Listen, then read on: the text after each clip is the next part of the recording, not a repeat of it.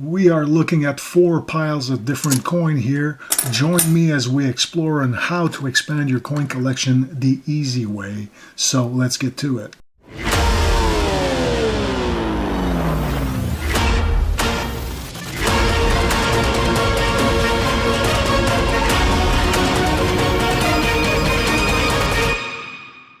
As I mentioned before, it's easy to acquire coins for your collection. The next step would be to collect different types of coins. We've got 4 piles here. We have the international piles. We have the actual silver coins. We have here nickel coins from Canada, and we have United States nickel quarter.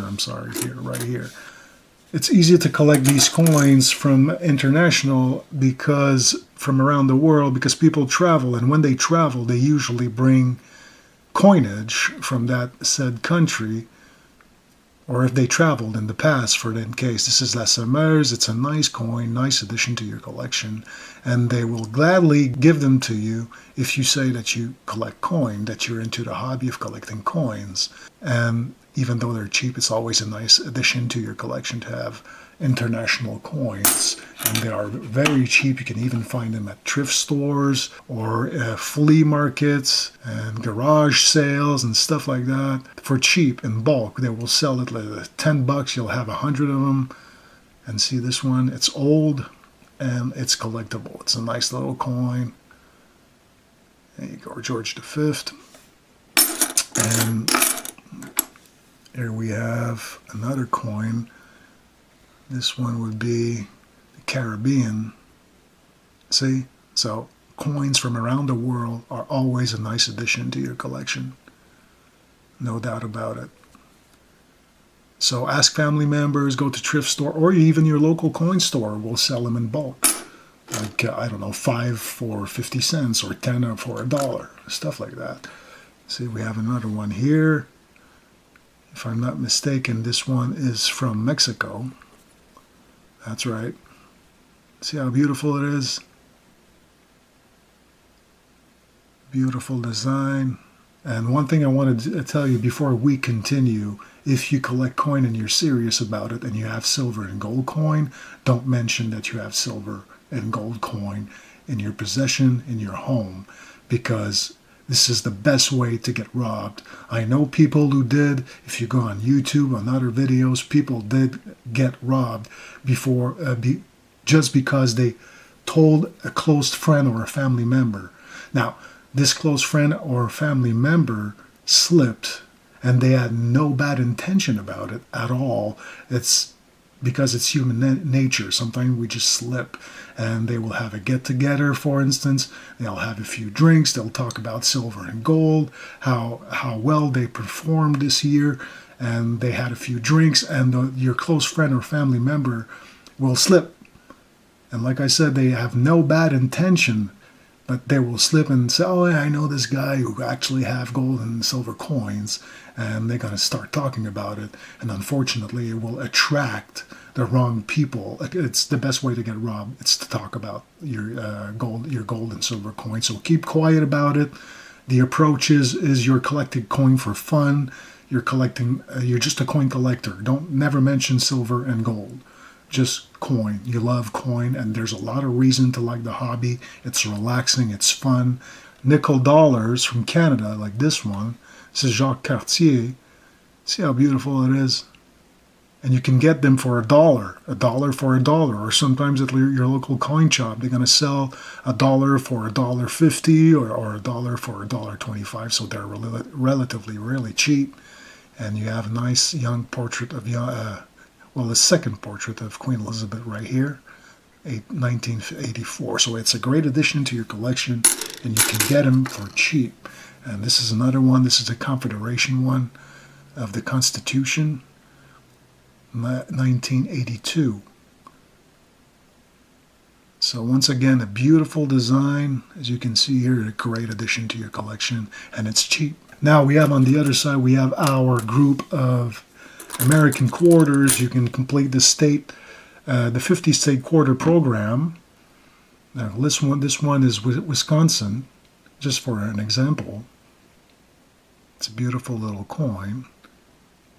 And these you can find in change. Now, I would suggest to collect the business strike because there's so many variations. Start with the business strike. I'll show you an example. I have complete a set for Denver and Philadelphia mint. Now, here, if you see here on your screen, you have Denver and Philadelphia, and you have the map of the state quarter program. We can see here the United States and all its states, and the program, the dates where it started, 1999, 2000, 2008, and all the states. And if we open it like this, you can see the rest of the Philadelphia business strikes. It's a beautiful collection, and you have information about the states as well on the other side of the page. And if we look, turn around like this, we can see again information of different states and the rest of the collection for the Philadelphia. See how beautiful it is. It's a nice collection. It's doable. You can do it. It takes some time and patience, obviously, but it's something that I did myself. I was able to do it. So if I was able to do it, I know you can as well.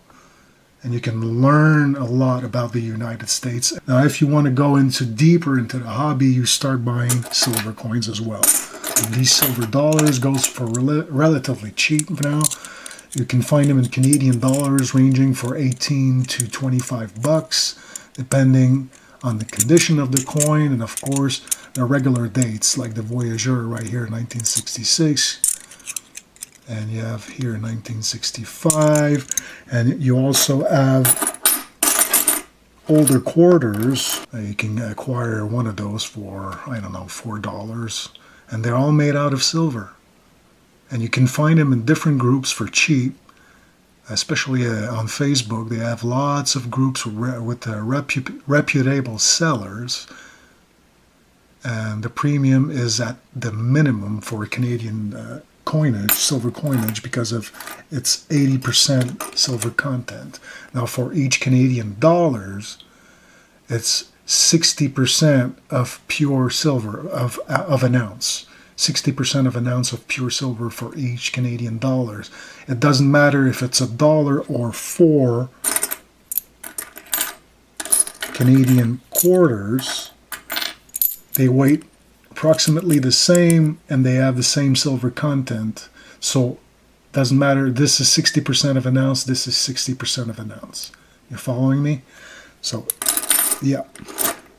So this is it for today. You can always ask, like I said, family members, local thrift shop, or your local coin shop, and you can buy them in bulk, except for the silver coins, obviously. The thing you do when you're buying silver coins like those, avoid premiums. If they sell it for more than, let's say, $24 in Canadian currency, just don't go for it. Don't go for it. The premium is too high. It's 80% silver.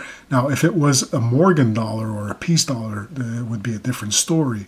But yeah, Canadian dollars are relatively cheap, and it's actually lower than the melt value if you shop properly. So this is it. I hope you enjoyed. I hope you continue to grow your coin collection at your own pace. Obviously, it's fun. It's relaxing. It's a nice hobby. And you can collect nice coins, and they're very affordable if you know where to shop. And don't forget, never tell anyone that you're hoarding or stacking silver and gold coins and bars in order to prevent your place from being robbed. Guys, thank you for watching. Most of all, stay safe.